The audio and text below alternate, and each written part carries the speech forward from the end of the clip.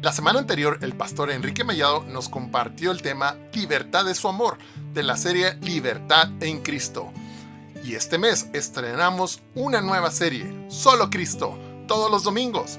Y el tema de hoy nos comparte el pastor Daniel Trapala, Solo Biblia, Reforma, Historia, Peligros.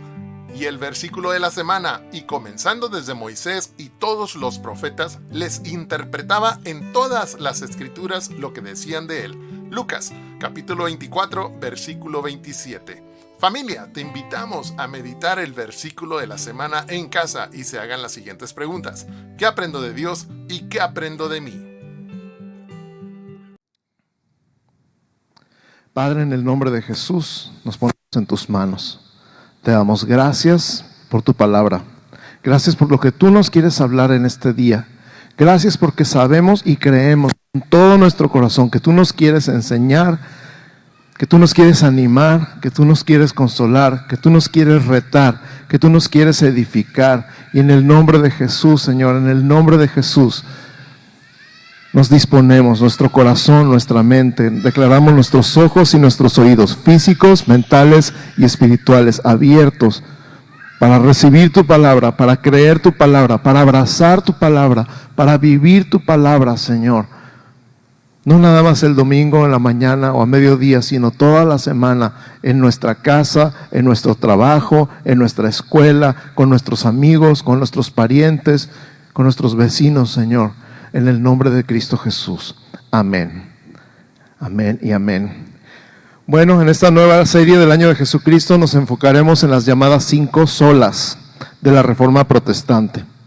Como recordarán, Martín Lutero clavó sus 95 tesis en la puerta de la iglesia de Wittenberg. En ese tiempo así se clavaban las noticias, la gente leía las noticias en la puerta de la iglesia. Los comunicados se hacían a toda la población en la puerta de la iglesia, clavándolas en la puerta. Y lo que hizo Martín Lutero fue clavar sus 95 tesis, que algún día ojalá se tomen el tiempo de leer. El 31 de octubre de 1517, por eso cada año el mes de octubre lo dedicamos a la Reforma. Él no sabía que cambiaría el rumbo de la historia. Entonces, las 5 solas de la Reforma Protestante son un conjunto de principios teológicos que resumen las enseñanzas fundamentales de la Reforma. Le llamamos Reforma porque el propósito de Lutero era reformar la iglesia, no dividirla. Y protestante porque así bautizó la Iglesia Católica al movimiento que se generó y que tocó todas las esferas de la sociedad.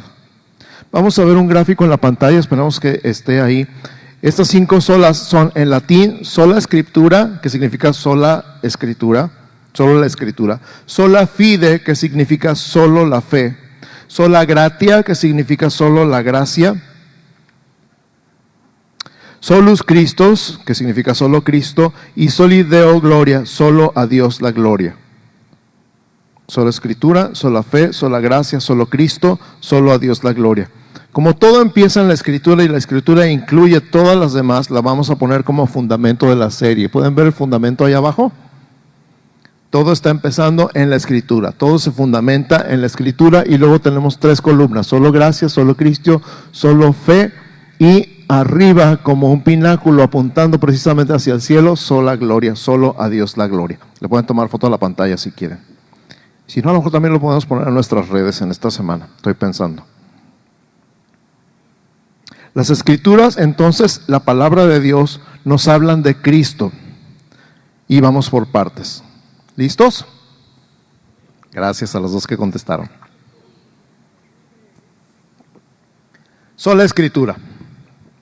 La Iglesia de Roma decía que la autoridad no estaba en la escritura, sino solo en su interpretación, y que solamente la Iglesia de Roma podía interpretar la escritura. Así que era escritura, más tradición, más concilios, más autoridad papal. No sé si a alguno de ustedes le tocó, a mí me tocó escuchar que no debía leer la Biblia porque si no me iba a volver loco. ¿Sí les tocó? Ok. La manera de obligar a la gente a no leer la Biblia era decirle que se iban a volver locos. Y entonces la gente se espantaba cuando le decías que estabas leyendo la Biblia. Esto fue hace 50 años, no estoy hablando hace mucho tiempo. ¿Por qué? Porque entonces solo yo te puedo decir qué dice la Biblia y solo yo te puedo decir qué interpreto qué dice la Biblia. y me tienes que hacer caso porque yo soy la autoridad. Qué interesante, ¿no? Gálatas 5:9 dice que un poco de levadura leuda toda la masa. Está hablando Pablo a los judíos y les está hablando acerca de la religión judía y les está hablando acerca de no mezclar la ley de Moisés con el evangelio de Jesucristo. No mezclar la ley de Moisés, no mezclar el Antiguo Testamento y todas las ceremonias y todo lo que se tenían que hacer, los sacrificios, porque todo eso está en el Antiguo Pacto y tú y yo vivimos en el Nuevo Pacto y la sangre del Nuevo Pacto es la sangre de Jesús. Entonces ya habíamos platicado hace poquito cuando hablábamos de Corintios cómo se habían metido los judaizantes y querían obligar a la gente a circuncidarse y a obedecer toda la ley de Moisés. En el caso de Roma parece que pasa lo mismo. Tienes que hacer lo que nosotros te digamos, no lo que diga la Biblia. Entonces, un poco de levadura leuda toda la masa, aplica en ambos casos. El punto es, el evangelio no necesita añadidos. Repite conmigo, por favor, el evangelio no necesita añadidos. O sea, tú puedes y deberías leer la palabra de Dios con la ayuda del Espíritu Santo. Él es el que te revela la palabra de Dios, Él es el que la interpreta para ti.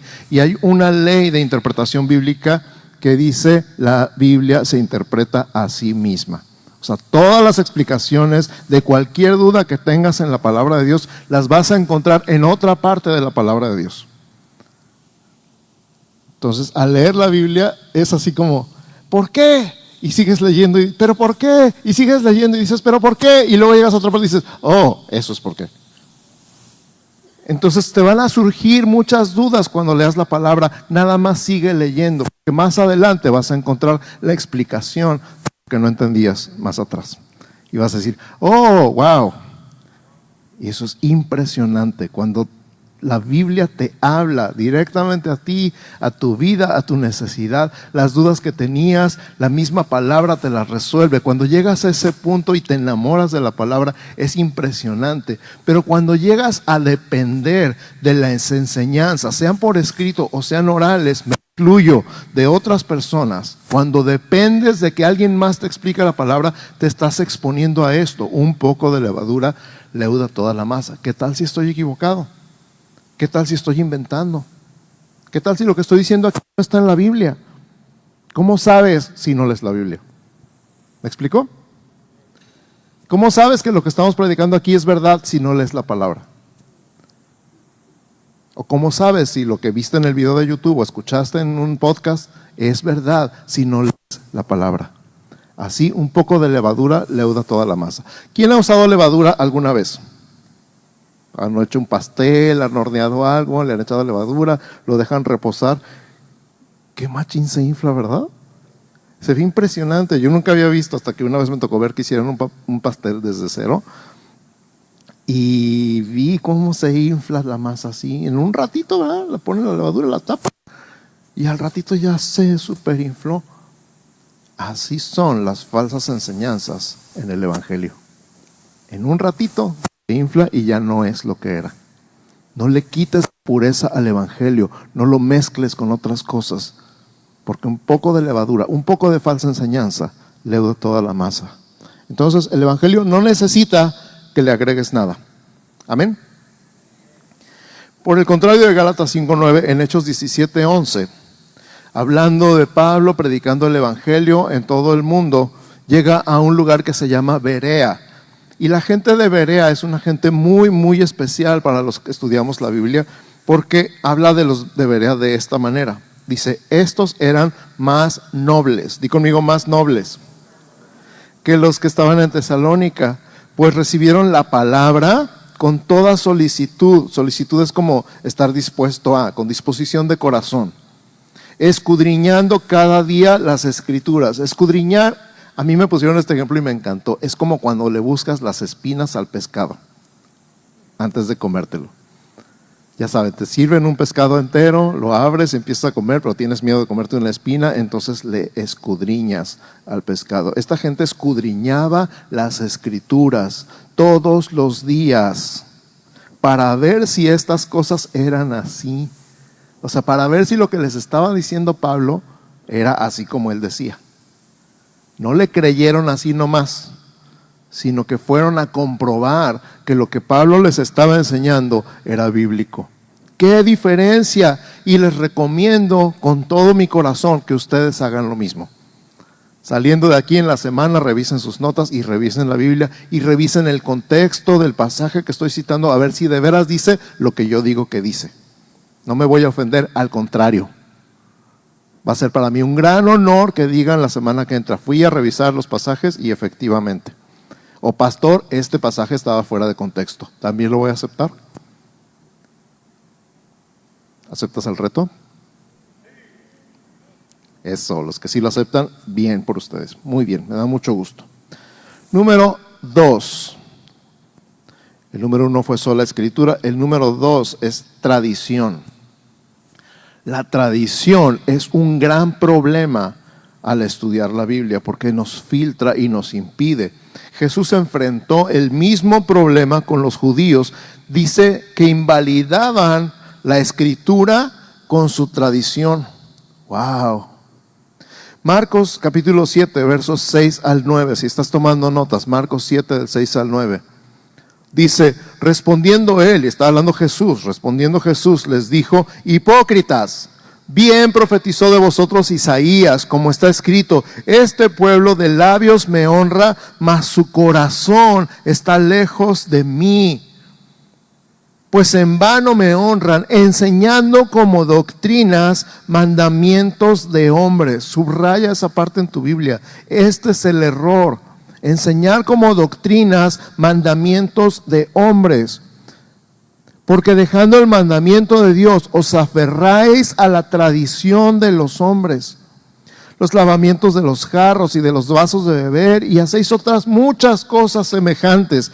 Les decía también, bien invalidáis el mandamiento de Dios para guardar vuestra tradición. Ahora quiero hacer una pausa aquí en este momento, porque los mexicanos tenemos muchas tradiciones. Y en muchos casos, a lo largo de generaciones, se ha ido perdiendo el origen de esas tradiciones y hacemos las cosas por tradición. Y hace poquito les conté de la mamá que estaba haciendo la receta del pescado de la abuela, ¿se acuerdan? Que le dijo, y ahora le vamos a cortar la cabeza al pescado. Y la niña dijo, ¿y por qué le cortamos la cabeza al pescado? Pues no sé, mi mamá siempre le decía así. Y entonces, a ver, vamos a hablarle, abuela, ¿por qué le cortamos la cabeza al pescado? Pues no sé, mi mamá siempre le hacía así. Y todavía vivía la bisabuela, entonces le llaman a la bisabuela, bisabuela, ¿por qué le cortas la cabeza al pescado? Ay, es que tengo un sartén muy chiquito y no me cabe ahí. Y ya se había hecho una tradición de generaciones que no tenía ningún sentido, pero como no sabían por qué, lo seguían haciendo. Así los mexicanos, igual que los judíos, igual que los romanos, tenemos muchas tradiciones que no sabemos por qué. Y incluso me atrevo a decir que hay tradiciones evangélicas, cosas que no sabemos por qué hacemos, pero las hacemos. Por eso me encanta decir, ¿por qué levantamos las manos en la alabanza? Y Omar ha sido muy intencional en repetir esto. Levanta las manos para bendecir, para recibir o para rendirte. Son las 3 razones bíblicas por las que levantamos las manos. Señor, te bendigo. Señor, recibo de ti, de tu amor, de tu gracia. Señor, me rindo delante de ti. Entonces, cuando decimos levanta las manos, por cualquiera de las 3, pero levántalas, porque es un acto de adoración, es un acto de recibir, es un acto de rendición. De otra manera, si llegaras y levantaras las manos nomás porque todo el mundo las levanta, o porque quieres sentir la vibra, yo no sé, es una tradición y no es bíblico. ¿Te das cuenta? Entonces pregúntate por qué. ¿Por qué hacemos todo lo que hacemos? ¿Por qué la gente hace lo que hace? Y en la palabra. Y entonces diga, ok, quiero hacer esto, quiero cantar, quiero danzar, quiero adorar, quiero estudiar la palabra, quiero orar unos por otros. Entonces, la tradición es un impedimento a la palabra. Y ese es el punto. La tradición puede ser un gran impedimento a la palabra. Lo fue para los judíos y Jesús lo enfrentó, lo confrontó. Así como hay tradición católica y también hay tradición evangélica que pueden ser un estorbo cuando la palabra nos hable. La palabra de Dios es nuestra única fuente, es nuestra norma de fe, nuestra única norma, es nuestra norma de conducta, nuestra única norma. Lo que hacemos está en la palabra y si no está en la palabra no lo hacemos. La palabra, por lo tanto, siempre está bajo ataque. No sé si sabías eso, pero la Biblia siempre está bajo ataque. Siempre hay gente que habla en contra de la Biblia. Siempre va a haber gente allá en el mundo que para justificarse van a atacar la Biblia porque la Biblia dice que lo que están haciendo está mal. Y para defenderse atacan la Escritura.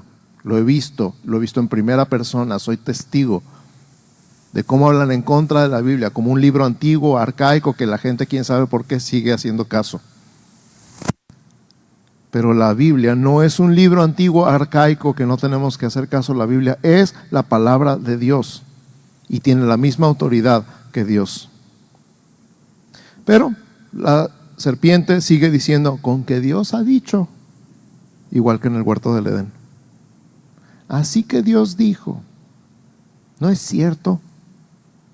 Porque eso fue lo que le dijo a Eva, ¿verdad? ¿Sí? ¿No? Más o menos. ¿Se acuerdan? Ok, me están asustando. Un predicador famoso de principios del siglo XX dijo, la palabra de Dios es como un león. Un león no necesita que lo defiendan, solo necesita que lo suelten y él se defiende solo. Así que la palabra se defiende a sí misma. Número 3, de vuelta a la palabra. Número 1 fue sola escritura. Número 2, la tradición. Muy bien. Y número 3, de vuelta a la palabra. Gracias. Sola escritura es volver a poner la palabra en primer lugar. Sola. La palabra no necesita otro libro que la interprete. La palabra no necesita revistas, ni escritos, ni tratados, ni comentarios bíblicos para entenderla. Necesitas al Espíritu Santo. Pero no necesitas otra cosa. Dios es nuestra máxima autoridad y la Biblia es su palabra. Por eso la Biblia tiene la autoridad de Dios. ¿Tiene lógica eso? ¿Tiene sentido? Entonces, si Dios es la máxima autoridad, su palabra es la máxima autoridad. ¿Sí? Ok. Entonces, el Espíritu Santo usa la palabra para transformarnos. El Espíritu Santo usa la palabra para transformarnos, palabra con mayúscula. 2 Timoteo 3, 14 al 17. 2 Timoteo, capítulo 3, versos 14 al 17. Está hablando Pablo a Timoteo, un joven que dejó a cargo de una congregación en Éfeso, y le dice, pero persiste tú en lo que has aprendido y te persuadiste, o sea, te convenciste, sabiendo de quién has aprendido y que desde la niñez has sabido las sagradas escrituras, las cuales te pueden hacer sabio para la salvación por la fe que es en Cristo Jesús.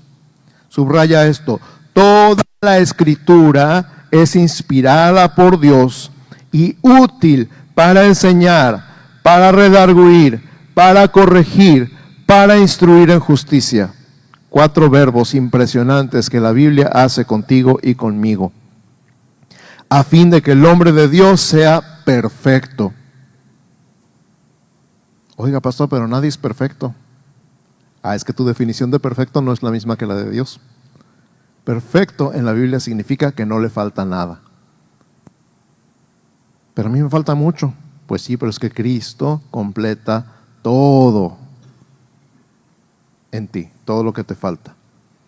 Por eso dice, a fin de que el hombre de Dios sea perfecto, enteramente preparado para toda buena obra. Entonces, ¿no eres tú el que tiene que ser perfecto? No, Dios es el que te perfecciona. Es Él, su palabra, su Espíritu Santo.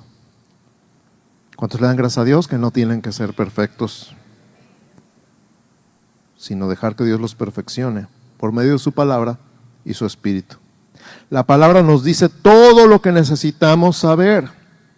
De verdad amigos, de verdad hermanos, de verdad muchachos, la Biblia tiene todas las respuestas. de verdad. Hechos 20, 26 y 27. En Hechos 20, 26 y 27, todo el capítulo 20, Pablo se está despidiendo, está yendo hacia Jerusalén. Él sabe que lo van a aprisionar, él sabe que lo van a meter a la cárcel, él sabe que lo van a llevar a Roma. El Espíritu Santo le ha estado anunciando de muchas maneras que ya se va a morir. Y en sus discursos se está despidiendo de la gente porque sabe que no los va a volver a ver. Y sabe que ellos no lo van a volver a ver a él. ¿Te imaginas qué clase de discurso, qué clase de despedida, qué clase de cosas diría Pablo? ¿Qué dirías tú si supieras que mañana te mueres? Ay, te encargo al gato. No, hombre. Bueno, a lo mejor sí, ¿no? Pablo está despidiendo de la gente y dice el verso 26 de Hechos 20, por tanto yo os protesto el día de hoy que estoy limpio de la sangre de todos. ¿Por qué? Porque no he rehuido anunciaros todo el consejo de Dios. Subraya esta frase, todo el consejo de Dios. En otras palabras, no me he guardado nada. Os he dicho todo, no hay nada que me haya dado pena o me haya dado miedo o que haya yo dicho, no, es que se van a enojar si les digo. No he rehuido, no me escondo, no le he sacado la vuelta, les he dicho todo lo que Dios me ha dicho que les diga. Qué interesante que use la palabra consejo. ¿Cuántos han necesitado consejo alguna vez? La palabra tiene todo el consejo de Dios. La Biblia, muchachos, tiene todo el consejo de Dios. Ay, ¿a poco la Biblia habla de...? Sí. Definitivamente. Pero necesitas conocer la palabra y necesitas que el Espíritu Santo te hable por medio de la palabra. Imagínate. Dios creó el universo con su palabra. Todo el universo, desde los átomos hasta las estrellas más lejanas, se sostienen en su lugar por su palabra. Su palabra nunca regresa a él vacía, sino que cumple su propósito. Y su propósito es tu salvación y tu santificación. ¿Qué tienes que hacer? Recibir la palabra para que Dios actúe en ti. ¿Qué tienes que hacer? Recibir su palabra para que Dios actúe en ti. Fíjate cómo lo pone en 1 Tesalonicenses capítulo 2, verso 13. 1 Tesalonicenses 2, 13. Por lo cual, dice Pablo, también nosotros, sin cesar, damos gracias a Dios de que cuando recibisteis la palabra de Dios que oísteis de nosotros, la recibisteis no como palabra de hombres, sino según es en verdad la palabra de Dios, la cual actúa en vosotros los creyentes. ¿Cómo recibes la palabra? ¿La recibes como palabra de hombres? ¿O la recibes como palabra de Dios? La responsabilidad es tuya. Ay, estuvo padre como Dios habló. No estuvo padre como habló el pastor. O no me gustó como habló el pastor. O Dios me habló. ¿Ves la diferencia? ¿Sí la ves o no la ves? Ok. Porque cuando la recibes como palabra de Dios es cuando actúa en ti. Por eso hay tantas personas que escuchan la palabra y no hay ningún cambio en su vida. Hasta que la reciben como palabra de Dios, hace su obra en la vida. Martin Lloyd Jones escribió: todos los problemas de las naciones y de la iglesia hoy en día se derivan a una desviación de la palabra de Dios. Repito. Todos los problemas de las naciones y de la iglesia hoy en día se derivan a una desviación de la palabra de Dios. Imagínate, se murió en 1981. ¿Qué tal que viera el mundo ahorita en 2024? Y eso nos lleva al último punto. Número 4, peligros. Número 4, peligros. Si estás tomando notas. La rama de la teología que estudia la doctrina o enseñanza acerca de Cristo se llama cristología. Desde el primer siglo después de Cristo, la cristología ha estado bajo ataque.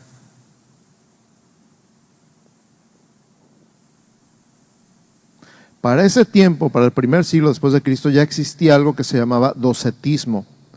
El docetismo es la creencia de que los sufrimientos y la humanidad de Jesucristo fueron aparentes y no reales.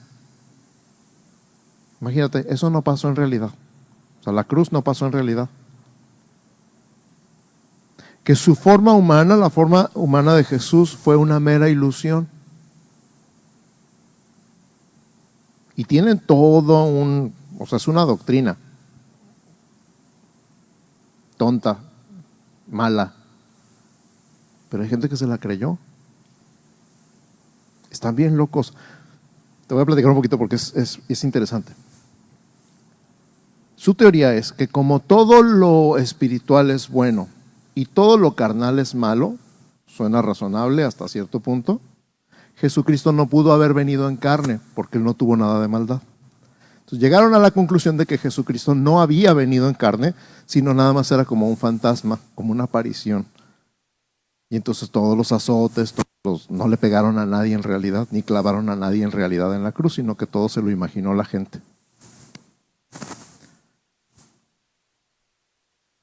Y ganaron seguidores con eso. ¿Y sabes qué? En el siglo XXI sigue habiendo gente que cree eso. A eso me refiero con que la cristología sigue bajo ataque. O sea, si creemos mal acerca de Jesús, estamos en la olla, estamos fritos. Y hemos estudiado eso, ¿se acuerdan? Jesús es 100% Dios y 100% hombre. No es mitad Dios, mitad hombre, es enteramente Dios y enteramente hombre.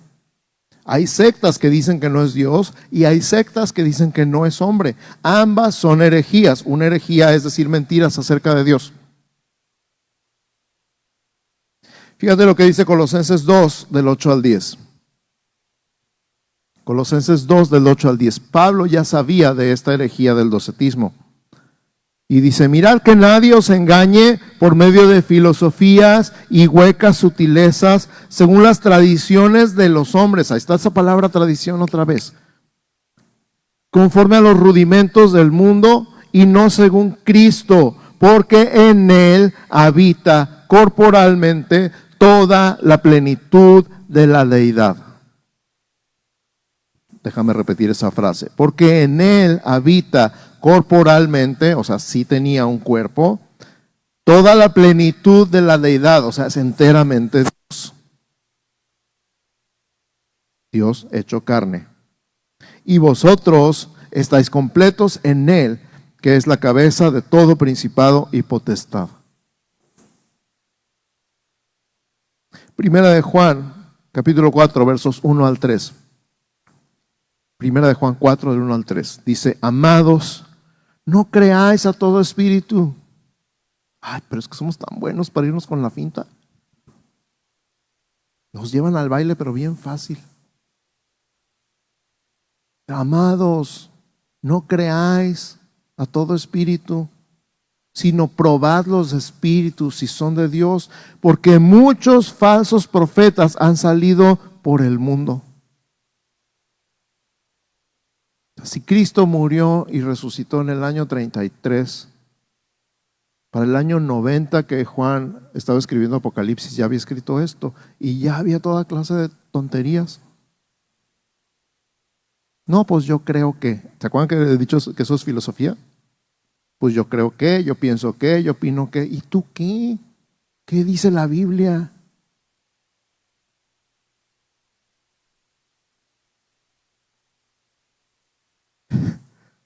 Es que me da risa a veces. Cuando estaba yo chamaco, en los 80 salió la serie esta de libros que se llamaba El Caballo de Troya. ¿Alguien escuchó de esos libros? Si no lo han escuchado, qué bueno, no los busquen. Puras tonterías. Y la gente le creía más al caballo de Troya que a la Biblia, porque era algo novedoso. Algún astronauta había viajado en el tiempo y había visto a Jesús y escribió todo lo que no está en la Biblia. ¡Duh! Cuando se lo empezaron a comer vivo al autor, porque claro que se lo comieron vivo, su respuesta fue, es una novela. Pues claro. Pero la gente ya estaba bien. ¡Duh! Amados, no creáis a todo espíritu, sino probad los espíritus si son de Dios, porque muchos falsos profetas han salido por el mundo. En esto conoced el Espíritu de Dios. Todo espíritu que confiesa que Jesucristo ha venido en carne es de Dios.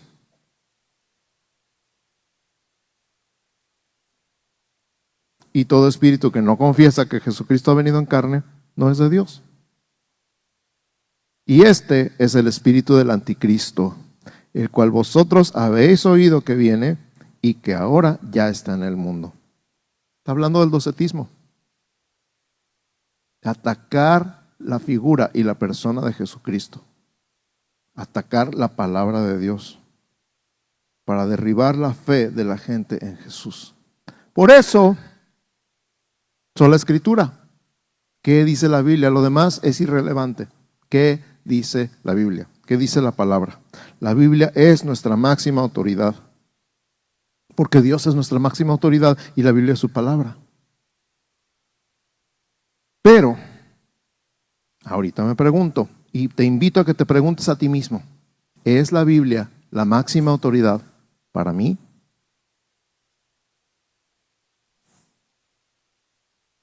¿Seguro? Qué bueno.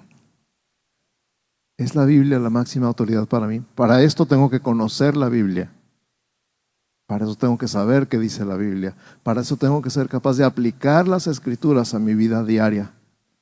Cuando me pasa algo en el momento, poder, por la gracia de Dios, con la ayuda del Espíritu Santo, recordar la Escritura que aplica a mi situación. Y entonces poder decir no porque la Biblia dice. O sí porque la Biblia dice. ¿Se acuerdan de Jesús?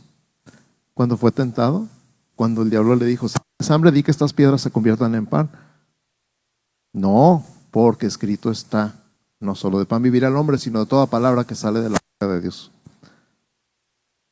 Lo llevó arriba del templo y le dijo, tírate porque escrito está, a sus ángeles mandará, y luego se brincó unos cuantos versículos y en las manos te sostendrán. Mochar la palabra es la especialidad de los falsos profetas. Y Jesús dijo, no, porque escrito está, no tentarás al Señor tu Dios. Así. Ay, pues sí, pero él era Jesús. Pues sí, pero tú tienes la Biblia completa. ¿La conoces? ¿La lees? ¿La aplicas? ¿Pides la ayuda del Espíritu Santo para aplicarla en tu vida diaria? Esa es la pregunta. Se resume en esta pregunta. ¿Es la máxima autoridad para ti? ¿O le das más autoridad a tu tradición, a la filosofía o a tu propia opinión? No, pues yo creo que. Y ya le quitaste la autoridad a la palabra. ¿Qué responderían sobre ti los que te rodean? Ok, si le preguntan a mi esposa, ¿qué diría? ¿Que la Biblia es la máxima autoridad en mi vida? Si le preguntan a tu esposo, ¿qué le dirían? ¿Que la Biblia es la máxima autoridad sobre ti? Si le preguntan a tus papás, a tus hijos, a tus hermanos, a tu jefe, a tus clientes, a tus proveedores, a tus vecinos. No es para que te sientas mal, es un autoexamen. ¿Qué prioridad tiene la Escritura en tu tiempo? Porque si sabías que no es cuestión de tiempo, es cuestión de prioridad. O sea, todos tenemos las mismas 24 horas, lo que pasa es que cada quien escoge a qué se las dedica. ¿Qué prioridad tiene la Biblia en tu tiempo? No, pues más tarde, en la noche. Ya tengo mucho sueño. O, no, es que primero la palabra y después ya vemos qué más. Ya me puse regañón, perdón. Que Dios nos ayude a agarrarnos de la palabra con todas nuestras fuerzas. Filipenses 2, 14 al 16. Voy a invitar al equipo de alabanza que me acompañe aquí arriba. Filipenses 2, 14 al 16 dice: haced todo sin murmuraciones y contiendas. Ojalá el pastor dijo que ya no nos iba a regañar. No soy yo, es la palabra. Haced todo sin murmuraciones y contiendas para que seáis irreprensibles y sencillos. Escucha, esto me gusta mucho. Hijos de Dios sin mancha en medio de una generación maligna y perversa. Parece que estuviera esto escrito para este tiempo. En medio de la cual, escucha esto, resplandecéis como luminares en el mundo. ¿Está padre eso, no? Lo malo es que hay gente que odia la luz. O sí, viene con el paquete. Asidos quiere decir agarrados de la palabra de vida. Subraya esa frase, asidos de la palabra de vida. Para que en el día de Cristo yo pueda gloriarme de que no he corrido en vano ni en vano he trabajado.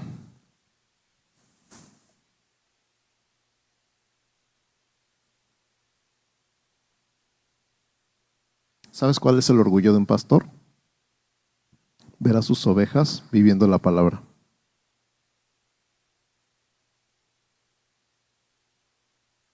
Cuando alguien viene y dice, es que la palabra me ha cambiado, el Espíritu Santo me ha cambiado, ya no pienso igual, ya no hablo igual, ya no soy el mismo. O cuando la esposa dice que mi esposo ya no es el mismo. Ese es el orgullo de un pastor. Y es lo que está diciendo Pablo. Yo pueda gloriarme cuando venga Cristo, ni siquiera de ahorita, de que no he corrido en vano ni en vano he trabajado. Ay, ¿cuándo? Mejor ya no voy a decir nada. 1 Timoteo 3, 14 y 15. 1 Timoteo 3, 14 y 15. Es el último versículo, lo prometo. Esto te escribo, aunque tengo la esperanza de ir pronto a verte, para que si tardo sepas cómo conducirte en la casa de Dios, que es la iglesia del Dios viviente, columna y baluarte de la verdad. Que sepas cómo conducirte en la casa de Dios, que es la iglesia del Dios viviente, columna y baluarte de la verdad. Iglesia, tú y yo somos columna y baluarte de la verdad. ¿Sabías eso? Tú y yo somos columna y baluarte de la verdad. Vivimos para sostener la verdad en alto y para proteger la verdad con nuestra vida, más que con nuestras palabras.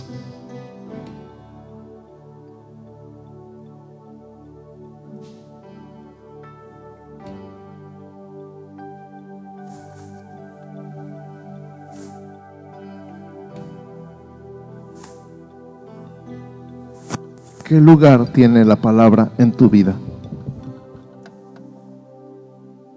Porque solamente en la palabra vas a encontrar que somos salvos solamente por gracia.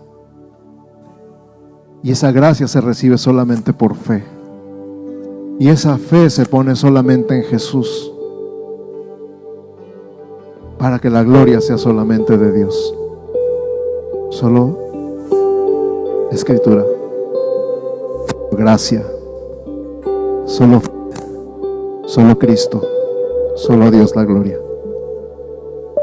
Esas son las 5 solas de la Reforma. Solo Escritura, solo gracia, solo fe, solo Cristo, solo a Dios la gloria. Cierra tus ojos.